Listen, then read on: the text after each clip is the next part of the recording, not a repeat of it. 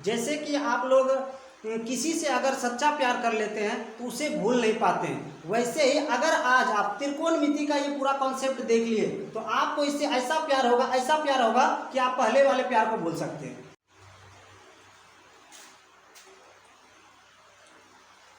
जय हिंद। आज हम लोग पढ़ने वाले हैं त्रिकोणमिति के कुछ बेसिक कॉन्सेप्ट और बहुत ही शानदार, बहुत ही लाजवाब तरीके से पढ़ने वाले हैं। तो चलिए स्टार्ट करते हैं वीडियो। और अगर ऐसा आप चाहते हैं कि त्रिकोणमिति से प्यार करना चाहते हैं तो आपको इस वीडियो में पूरा अंत तक बने रहना होगा। तो चलिए स्टार्ट करते हैं। तो हम लोग पढ़ने वाले हैं त्रिकोणमिति।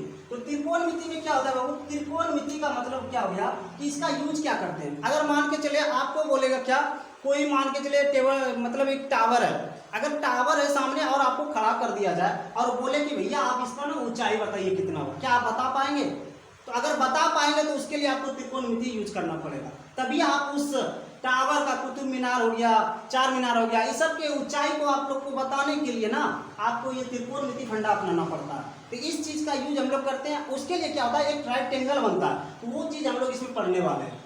तो यहाँ पे देख रहे त्रिकोणमिति। त्रिकोण का मतलब हो गया तीन, कोण का मतलब हो गया कोण, मिति का मतलब क्या हो गया माप। हम लोग तीन कोण की माप के बारे में पढ़ेंगे और उसमें से क्या होता है ना कि एक राइट एंगल होना चाहिए, यानी एक कोण त्रिभुज में 90 डिग्री बनना चाहिए, तो वो हम लोग इसमें पढ़ने वाले हैं। तो देखिए क्या होता है कि अगर कोई त्रिभुज ले लिए, हम यहाँ पे लिए हैं एक त्रिभुज लिए हैं जिसमें एक देखिए बी पे क्या बना रहा है, 90 डिग्री बना रहा है। ये आपको ध्यान में रखना चाहिए। यहाँ देखिए ए बी सी एक त्रिभुज लिए हैं जिसमें से बी मेरा क्या है, 90 डिग्री का कोण बना रही है। अगर जहां 90 डिग्री का कोण बनाए, कोई भी ट्रायंगल रहे, अगर 90 डिग्री का कोण बना रही है तो उसके सामने वाले भुजा, उसके जस्ट सामने वाले भुजा, 90 डिग्री के सामने वाले भुजा को हम लोग हमेशा कर्ण बोलेंगे। चाहे कोई भी ट्रायंगल रहे भैया, उसके 90 डिग्री के सामने वाला अगर भुजा है उसी को हम लोग कर्ण सूचित करेंगे, जिसको हाइपोटेनियस यानी हम लोग एच से सूचित करते हैं। तो क्या आप लोगों को कर्ण समझ में आया? जैसे हम लोग इस ट्रायंगल में चलते हैं, यहाँ पे देखिए दूसरा त्रिभुज लिए पी क्यू आर लिए। इसमें क्या है कि क्यू पे 90 डिग्री कोण बना रही है, यहाँ पे 90 डिग्री का एंगल बना रही है। हम पहले भी बोले कोई भी ट्रायंगल हम लोग पढ़ेंगे, अगर त्रिकोणमिति पढ़ रहे हैं उसमें एक 90 डिग्री का कोण होना चाहिए। हम लोग 90 डिग्री का कोण लिए त्रिभुज जैसा। इसमें क्या है कि यहाँ पे पी क्यू आर एक ट्रायंगल लिए हैं, इसमें से क्यू पे क्या होगा, 90 डिग्री का कोण बना रही है। हम बोले हैं कि 90 डिग्री के सामने वाला भुजा हमेशा कर्ण होता है। तो जस्ट यहाँ देखिए क्यू पे 90 डिग्री बना रहे हैं, तो इसका मतलब क्या हो गया, ये जो P और R है हम लोगों का, यही हम लोगों का क्या हो जाएगा, कर्ण हो जाएगा। और त्रिभुज की सबसे बड़ी भुजा भैया कर्ण होती है, ये बात आप लोग को याद रखनी है। तो हम लोग का कर्ण क्लियर हो गया। तो चलिए हम लोग क्या करेंगे, आधार और लंब को क्लियर करते हैं। तो सबसे पहले देखिए, अगर कोण यहाँ पे बन रहा है, थीटा यहाँ दे रहा है, थीटा भैया क्या होता है कि कोई एंगल हो सकता है। एक तो 90 डिग्री रहेगा और थीटा के बदले में 30 हो सकता है, 60 हो सकता है, 45 हो सकता है, कुछ भी हो सकता है, थीटा की जगह कुछ भी हो सकता है। तो यहाँ पे अगर सी पे कोण बना रही है, अगर कोई हम लोग सी पे कोण बनाएंगे तो उसका मतलब क्या है, जहां एंगल बना रही है उसके सामने वाले भुजा को लंब कहते हैं। अगर कोई भी 90 डिग्री के अलावा अगर कहीं पे एंगल बना रही है, उसका मतलब क्या है कि उसके सामने वाले भुजा को हम लोग लंब बोलेंगे, हमेशा लंब ही बोलेंगे। अब देखिए भैया, अगर लंब ये हो गया तो इसका मतलब क्या हो गया, जहां 90 डिग्री खड़ी है, जिस पे 90 डिग्री खड़ी है उसको हम लोग क्या बोलते हैं, आधार यानी बेस बोलते हैं। कोई भी मीनार अगर किसी आधार पे खड़ी है तो उसको हम लोग क्या बोलते हैं, बेस बोलते हैं। तो हम लोग का बेस क्या हो गया, BC यहाँ पे बेस हो गया, और ये भी हम लोग का लंब हो गया, और जो है कर्ण क्या हो गया, AC हो गया। इस त्रिभुज में वैसे चलते हैं। अगर हम एंगल R लिए हैं, अगर एंगल R लिए, क्या इसका मतलब ये लंब होगा? बिल्कुल होगा भैया, बिल्कुल होगा। अगर यहाँ पे हम अगर एंगल P ले लें तो इसका मतलब लंब क्या होगा, क्या यही लंब रहेगा? नहीं, बिल्कुल नहीं होगा ये। क्यों? क्योंकि हम बोले जहां कोण बना रही है उसके सामने वाला भुजा क्या हो जाता है, लंब हो जाता है। लेकिन कोण हम बोल रहे हैं कि R पे बन रही है। अगर कोण R पे बन रहा है तो इसका मतलब लंब ये कहलाएगा। अगर यहाँ पे एंगल बनेगा तो इसका मतलब लंब ये हो जाएगा। आधार और लंब चेंज हो सकता है लेकिन कभी भी कर्ण चेंज नहीं होता। ये त्रिभुज की सबसे बड़ी भुजा होती है। हम लोग आधार को B से सूचित करते हैं और लंब को परपेंडिकुलर यानी P से सूचित करते हैं। क्या आप लोगों को ये कॉन्सेप्ट क्लियर हुआ, लंब आधार कर्ण का संबंध? चलिए एक ट्रायंगल लेते हैं, आप लोग को इसमें बताना है। यहाँ पे 90 डिग्री का बना रहा है, इसका नाम ए बी और सी दे दें। इसमें से आप लोग को बताना है कमेंट में कि क्या हम लोग का कर्ण क्या होने वाला है, लंब क्या होने वाला है, आधार क्या होने वाला है। तो आप लोगों के लिए चैलेंज है कि अगर कोण सी पे है, अगर कोण सी पे बना रही है तो इसका मतलब लंब क्या होगा, बताइए। लंब आप लोग का जवाब होना चाहिए कि भैया आपका सी पे एंगल बन रहा है, जिसका मतलब लंब हम लोग का क्या हो जाएगा, ए बी हो जाएगा। लंब हम लोग का क्या हो गया, ए बी हो गया। अगर बोला जाए कि आप भैया कर्ण बताइए, कर्ण हम लोग का क्या होता है, हमेशा 90 डिग्री के सामने, यहाँ 90 डिग्री बन रहा है, इसका मतलब कर्ण क्या हो गया, AC हो गया। ये भैया कर्ण हो गया, यहाँ पे लिख सकते हैं AC कर्ण हो गया। अब बचा आधार। आधार क्या होगा भैया, जहाँ पे 90 डिग्री खड़ी होती है उसी को तो हम लोग आधार बोलते हैं। तो आधार हम लोग का क्या हो गया, आधार हो गया भैया BC। क्या आप लोगों को अभी भी कोई डाउट है कि लंब किसको कहे, कर्ण किसको कहे, आधार किसको कहे? उम्मीद करते हैं कि लंब और कर्ण और आधार के संबंध आप लोगों को बढ़िया से समझ में आ गया। चलते हैं, अब कुछ फॉर्मूला इसमें बनता है उसको हम लोग समझेंगे। उसके लिए पहले भैया कुछ इसको डिलीट कर देते हैं।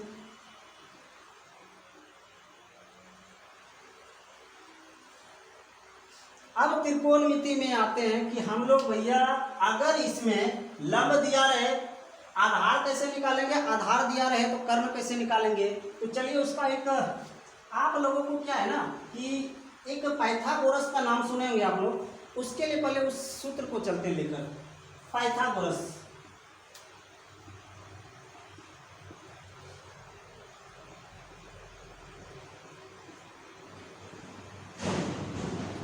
इसमें क्या होता है, कर्ण स्क्वायर बराबर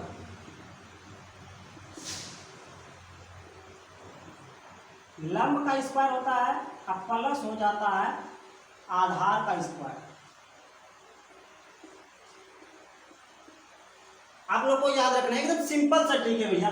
जब भी आपको कर्ण ज्ञात करना है तो आप लोग क्या करेंगे, क्योंकि पता है कर्ण सबसे बड़ी भुजा होती है, तो कर्ण जब सबसे बड़ी भुजा होती है, अगर ये ज्ञात करना है तो इसका मतलब क्या है, लंब और आधार के स्क्वायर को क्या कर देंगे, जोड़ देंगे। तो इसका मतलब हम लोग को क्या पता चल जाएगा, कर्ण पता चल जाएगा। इसी तरह एक और इसी में हम लोग सूत्र बना सकते हैं, कर्ण बराबर बोले तो H बराबर बोल सकते हैं। अगर स्क्वायर है तो हम लोग अंडर रूट ला सकते हैं, इधर ऐसे करके। इसको लंब को हम लोग P बोलते हैं, P का स्क्वायर हो जाएगा। अगर आधार को हम लोग यहाँ पे B सूचित किया है तो B का स्क्वायर हो जाएगा। एक सूत्र ये भी बन गया, सेम सूत्र, कोई डिफरेंट नहीं है इसमें। ये पहला हो गया।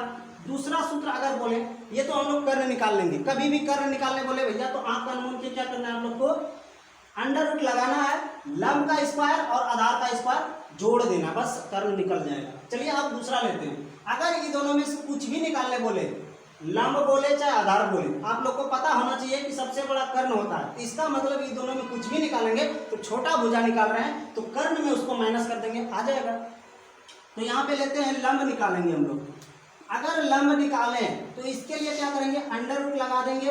और क्या बोले हैं, सबसे बड़ी भुजा कर्ण होता है, तो यहाँ पे कर्ण यानी H का स्क्वायर माइनस कर देंगे भैया। जब भी लंब और आधार निकालोगे तो आपको H में घटाना है, उसके स्क्वायर में माइनस करना है। तो यहाँ पे H स्क्वायर हो गया। अब यहाँ पे क्या निकाल रहे हैं, इसको ना P से सूचित कर देते हैं। लंब बोल रहे हैं ना, लंब, इसको P से P निकाल रहे हैं हम लोग। तो इसमें क्या घटाएंगे, अब B बचा है, B भैया घटा दिए, तो हम लोग का क्या निकलेगा, लंब निकल जाएगा। अगर हम लोग को अब आधार निकालना है तो उसके लिए देखिए, आधार B, इसके लिए क्या करेंगे, आप लोग को पता है कि हम लोग हमेशा H यानी कर्ण में घटाएंगे, छोटी भुजा में, बड़ी भुजा से उसको छोटी भुजा में घटा देंगे। तो H का स्क्वायर माइनस, अब क्या यहाँ B का हुआ, नहीं, क्योंकि B तो निकालना ही है, तो हम लोग यहाँ क्या करेंगे, P का स्क्वायर कर देंगे। क्या ये तीनों सूत्र आप लोगों को समझ में आया या नहीं आया? हमको उम्मीद है कि ये आप लोग को बहुत ही बेहतर तरीके से, कभी भूलना नहीं है। अगर ये सब भूल भी गए तो आपको सूत्र याद रखना है सिर्फ ये। अगर कर्ण बराबर ये लंब स्क्वायर प्लस आधार स्क्वायर याद है तो इसका मतलब समझिए आपको तीनों याद करना है। कभी भी आपको आधार लंब बोले निकालने तो कर्ण के मान में उसको माइनस कर दीजिए, दूसरा मान आपको अपने निकल जाएगा।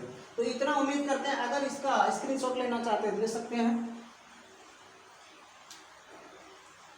अब आगे आता है कि इसमें 6 अनुपातिक सूत्र होता है। 6 कोण है तो 6 भुजा भी है, 6 अनुपातिक होता है। उसके लिए आप लोग को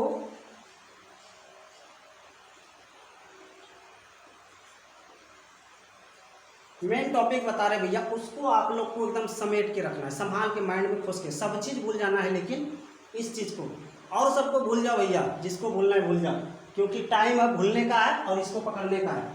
तो चलते हैं हम लोग, उसका उस ट्रिक को आपको याद रखना है, और वैसा ट्रिक है कि आप कभी भूल नहीं पाते। चलिए उसके लिए क्या बनेंगे, ट्रिक बहुत सारे हैं लेकिन आपको जो आसान होगा वो बता रहे हैं। ट्रिक है हम लोग का, प्यारे बेटा पप्पू हर हर बोल, सोना चांदी तोल, सोना चांदी तोल। याद रखना है ट्रिक आप लोग को, प्यारे बेटा पप्पू हर हर बोल, सोना चांदी तोल। जैसे हम लिखे वैसे आपको लिखना है, तभी आप सूत्र बना पाएंगे, नहीं तो आप गलत कर देंगे। तो क्या करना है, प्यारे बेटा पप्पू हर हर बोल, इस पे क्या करना है, बटे डाल देना है इससे। ये हो गया हम लोग का। अब भैया आप बताए, प्यारे बेटा पप्पू हर हर बोल, अगर हम लोग इस भाषा में लिखे, BHP के भाषा में लिखे, तो हम लोग बोल सकते हैं क्या इसको ऐसे, P से होता है प्यारे, B से होता है बेटा, और P से होता है पप्पू, फिर इस पे बटे लगा देते हैं, और आता है H से हर, H से हर, अब B से भैया बोल, प्यारे बेटा पप्पू हर हर बोल, सोना चांदी तोल। यहाँ पे दे देते हैं इसको सोना और चांदी तोलने के लिए। ये हो गया सोना, ये हो गया चांदी, ये हो गया तौल। ये कर रहा है प्यारे बेटा पप्पू, क्या कर रहा है, सोना चांदी तौल रहा है। तो अब देखो इसमें सूत्र कैसे बनेगा। अब एस का मतलब भैया क्या हो गया, ये अलग चीज है, ये याद रखना है आपको, ये वाला प्यारे बेटा पप्पू हर हर बोल। इसमें देखो क्या करना है, अगर ये याद रहेगा तो आप कभी बोल नहीं पाएंगे। प्यारे बेटा पप्पू हर हर बोल, पी से क्या होता है, परपेंडिकुलर मतलब लंब होता है। एच से क्या होता है, हर, हाइपोटेन्यूस यानी कर्ण होता है, यानी P बटे H, ये एक फॉर्मूला बन गया। B बटे H एक फॉर्मूला बन गया। अब P बटे B ये भी एक फॉर्मूला बन गया। अब कैसे बना देखिए, यहाँ S है, इसको पढ़ना है भैया साइन, इसको पढ़ना है भैया कॉस, इसको पढ़ना है टेन, साइन कॉस टेन। ये याद रखना है कि पहला पार्ट क्या होता है, साइन होता है, दूसरा कॉस होता है, तीसरा टेन होता है। तो साइन का सूत्र बोलेगा, साइन एंगल अगर ए है तो उसके लिए सूत्र क्या बनेगा, यहाँ पे थीटा लगा सकते हैं, sine theta cos theta tan theta. अब थीटा भैया क्या है, थीटा के जगह यहाँ एक एंगल है, मान के चलिए ये थीटा है, तो यही एंगल हम लोग का होगा। इसके लिए P बटे H का संबंध दर्शाते हैं। थीटा यहाँ भी हो सकता है, ये एक 90 डिग्री का कोण है। तो साइन का सूत्र क्या बन गया, अब यहाँ पे हम लोग सूत्र लिखेंगे, साइन थीटा बराबर क्या बन गया, P बटे H, यानी क्या हो गया, लंब बटे कर्ण। तो साइन थीटा का सूत्र क्या होगा, लंब बटे कर्ण होगा। अब दूसरा है कॉस थीटा, कॉस थीटा का क्या है, B बटे H, तो यहाँ पे B बटे H लगा दो। B से क्या हो जाता है, आधार होता है, और बटे H से होता है कर्ण। एक आता है फिर टेन थीटा, टेन थीटा। अब टेन का सूत्र क्या है, P बटे B, तो P बटे B लिख दो, और P से क्या होता है, लंब, लंब बटे आधार। ये याद हो गया तो इसका मतलब और जो 3 अनुपातिक सूत्र है वो अपने याद हो जाएगा। क्यों कि साइन का अपोजिट होता है कॉसेक, और कॉस का अपोजिट होता है सेक, और टेन का अपोजिट होता है कॉट। तो चलिए उन तीनों का सूत्र लिखते हैं। यहाँ पे साइन का क्या बोले, कॉसेक बोले, तो साइन का अपोजिट होता है कॉसेक। तो अगर साइन का अपोजिट कॉसेक होता है तो सूत्र भी तो अपोजिट होगा। अगर यहाँ P बटे H है तो वहाँ क्या हो जाएगा, H बटे P हो जाएगा। तो यहाँ पे लिख देते हैं H/P। और बोले कॉस का भैया अपोजिट क्या होता है, सेक होता है। सेक लिख देते हैं यहाँ पे, सेक थीटा। सेक का कॉस का अपोजिट सेक लिखें और कॉस का सूत्र क्या होता है, B/H। तो इसका मतलब सूत्र भी वहां पलट जाएगा, H/B हो जाएगा। टेन का भैया उल्टा होता है कॉट, कॉट थीटा। तो कॉट का क्या हो जाएगा, यहाँ पे अगर टेन P/B है तो इसका उल्टा होता है कॉट, तो उल्टा होता है कॉट तो सूत्र भी उल्टा हो जाएगा, यहाँ हो जाएगा B/P। ये 6 फार्मूला आप लोग को याद रखना है जो बहुत ही इंपॉर्टेंट है। एग्जाम में हर एक साल इससे रिलेटेड क्वेश्चन 2 से 5 मार्क्स तक रहते हैं इसका, इसलिए आप लोग को ये याद होना चाहिए और याद रहना भी चाहिए। उम्मीद करते हैं कि अब आप लोग को ये बेहतर तरीका से समझ में आ गया होगा। और हाँ, बोल रहे थे क्या इसका और भी सूत्र होते हैं, जैसे प्यारे बेटा पप्पू हरा हरा बोला है, वैसे ही पाकिस्तान भूखा प्यासा, हिंदुस्तान हरा भरा। वैसे भी पाकिस्तान में एकदम भूखमरी मरा, एकदम भूख से समझिए वो लोग बिलखते हैं कभी कभी। और एक सूत्र होता है पंडित बद्री प्रसाद हर हर बोल, और होता है पंडित विवेक प्रसाद हर हर बोल। ऐसे बहुत है, लेकिन मजेदार है कि ये आसानी से याद रहता है। अगर प्यारे बेटा पप्पू को हर हर बोल देंगे और सोना चांदी तौला देंगे तो कितना आसान होता है याद करना। तो वैसे ही हम लोग यही ले लिए, प्यारे बेटा पप्पू हर हर बोल। अब उम्मीद करते हैं कि ये समझ में आप लोग को फार्मूला आ गया होगा। अगले वीडियो में अब हम लोग पढ़ेंगे कि कैसे सवाल को कैसे सॉल्व कर सकते हैं। तो जय हिंद, इतना ही आज रहने देते हैं।